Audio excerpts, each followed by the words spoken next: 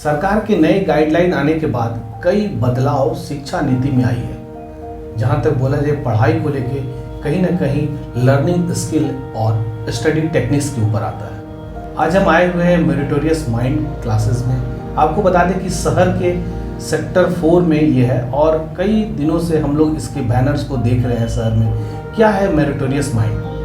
हम बात करेंगे फाउंडर से, सुशील भारद्वाज जी, जिसको ये चला रहे हैं।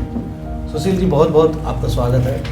हमारे कार्यक्रम इफेक्टिव एजुकेशन बोकारो है बेहतर। नई शिक्षा नीति में मेरिटोरियस माइंड बच्चों को कैरियर में कैसे मददगार साबित होगी? हिमांशु जी, पहले तो टाइम्स मीडिया के सारे दर्शकों को मेरा नमस्कार। मेरिटोरियस माइंड्स, जैसा आपने बताया कि शहर भर में पोस्टर्स लगे हुए हैं। हालांकि इसकी आवश्यकता नहीं थी, लेकिन हमारे कुछ बच्चों ने ही इसके लिए जिद किया, इसलिए लगाना पड़ा। लेकिन कंसेप्ट बहुत ही अलग है और ये आज के समय में सबसे ज़्यादा डिमांड किए जाने वाला चीज़ है। आप 2 साल से देख रहे हैं, विगत 2 सालों से हम लोग कोरोना काल में हमारे बच्चे की शिक्षा काफ़ी ज़्यादा प्रभावित हुई है।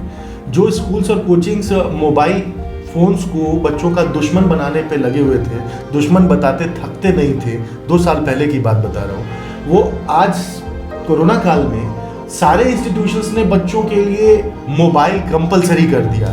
पढ़ाई पूरी मोबाइल और लैपटॉप्स पे होने लगी। और अगर साइंटिफिकली देखा जाए तो ये लैपटॉप और मोबाइल पर पढ़ाई होने के कारण बच्चों की मानसिकता में बहुत सारे विकार देखे जा रहे हैं। ये नॉर्मल सा प्रोसीजर है, क्योंकि कोई भी आप लाइट जब रिफ्लेक्ट होता है किसी भी डिस्प्ले पर, जहाँ लाइट रिफ्लेक्ट होती है, वहाँ अगर आप 2 घंटा से 4 घंटा का समय कंटिन्यूअसली दे रहे हैं तो आपका ब्रेन प्रभावित होता ही होता है। नॉट ओनली ब्रेन, आपका आईसाइट प्रभावित हो सकता है, आपको हेल्थ इश्यूज आ सकते हैं, आपको कॉन्स्टिपेशन की शिकायतें हो सकती है, पेट से रिलेटेड बहुत सारी बीमारियां हो सकती हैं। तो हम अपनी बच्चों को सारी बीमारियां देने के बाद अब ये सवाल कर रहे हैं, बहुत सारे पेरेंट्स आते हैं हमारे पास और सवाल कर रहे हैं कि 2 साल में इसका हैंड राइटिंग बहुत वीक हो गया, 2 साल में इसका कंसंट्रेशन लेवल बहुत नीचे चला गया है, 2 सालों में कोरोना काल की वजह से, कोरोना काल की वजह से बोलना, it has become a very common practice of every parents today. Her parents को लगता है कोरोना काल की वजह से। लेकिन मेरिटोरियस माइंड्स ये मानती है, और ये पूरा रिसर्च ओरिएंटेड चीज़ है, कि बच्चों की लर्निंग स्किल्स और स्टडी टेक्निक्स पे तो कभी बात ही नहीं हुई।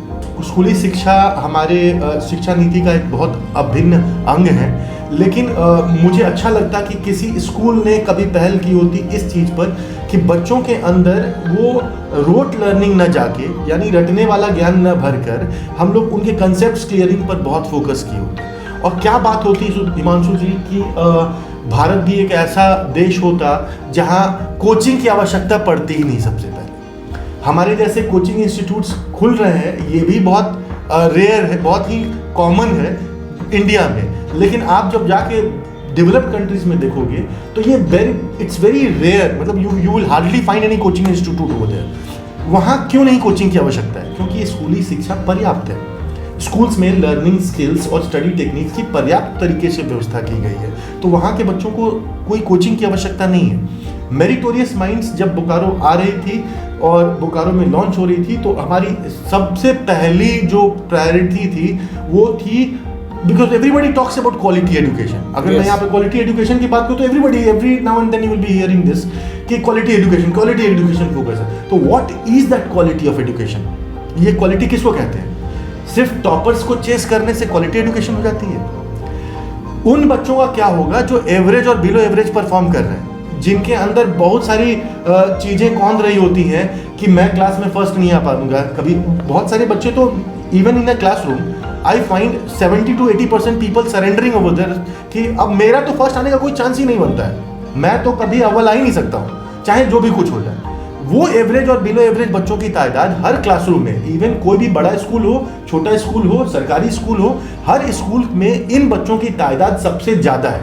मेरिटोरियस माइंड्स उन बच्चों के लिए ज़्यादा कंसर्न है। मैं हमेशा से जानता हूँ, क्योंकि मैं अक्सर टॉपर्स की भी काउंसलिंग करता हूँ, तो जब मैं काउंसलिंग करता हूँ, पेरेंट्स बहुत प्राउडली ये बताते हैं कि क्लास का टॉपर है, ये क्लास में बहुत अच्छा कर रहे हैं। लेकिन जब मैं बेसिक लेवल के क्वेश्चंस पर आता हूँ तो पेरेंट्स भी बड़ा आश्चर्य भरी नजरों से देखते हैं। हालांकि मेरा हमेशा से मानना है कि मैं उस किसी भी बच्चे का टेस्ट तो ले ही नहीं सकता जिसको मैंने पढ़ाई नहीं आज तक। नहीं तो ये मेरिटोरियस माइंड कैसे उसको हेल्प करेगा? Meritorious mind talks only about one basic thing कि लर्निंग स्किल्स और स्टडी टेक्निक्स। हमारी पूरी प्रोजेक्ट, मैं इसको कोचिंग इंस्टीट्यूट बोलता भी नहीं हूँ। बहुत कई सारे पेरेंट्स आए हैं बताएं कि अच्छा कोचिंग है, लेकिन मैं कहूँगा कि please don't call it a coaching. Normally हमारे बच्चों का कंसंट्रेशन लेवल नहीं घटा है।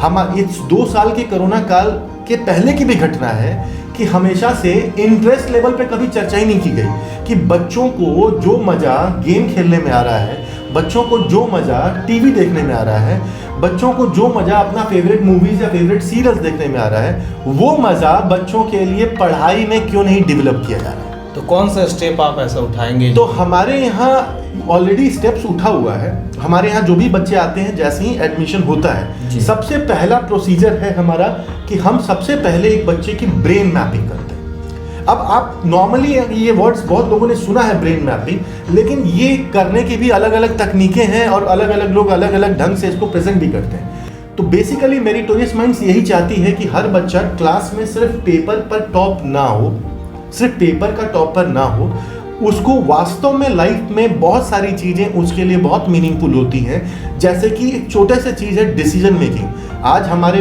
बच्चों का डिसीजन मेकिंग इतना वीक है कि उनको 2 खाने के सामग्री रख दिए जाए तो उनका डिसीजन मेकिंग इतना वीक है कि उनको ये पता करने में 10 से 15 मिनट लग जाते हैं कि मुझे खाना क्या है। ये बहुत ही कंसर्निंग विषय है। अगर इसको डीप में जाके समझा जाए तो ये बहुत ही बड़ा कंसर्न का विषय है जिसको मेरिटोरियस माइंड्स एड्रेस करने की पूरी कोशिश करें। तो जैसे सुशील भारद्वाज जी से बात करके एक बहुत ही अहम शब्द निकल के आया है जिसको कहते हैं ब्रेन मैपिंग। ब्रेन मैपिंग है क्या? बच्चों के लिए ब्रेन मैपिंग कैसे काम करता है? क्या कोई टेक्निक्स है? हम ब्रेन मैपिंग की बात करेंगे और समझेंगे नेक्स्ट एपिसोड में। आप बने रहिए द टाइम्स मीडिया के साथ। बने रहें thetimesmedia.com पर। आप हमें फेसबुक और यूट्यूब पर भी देख सकते हैं।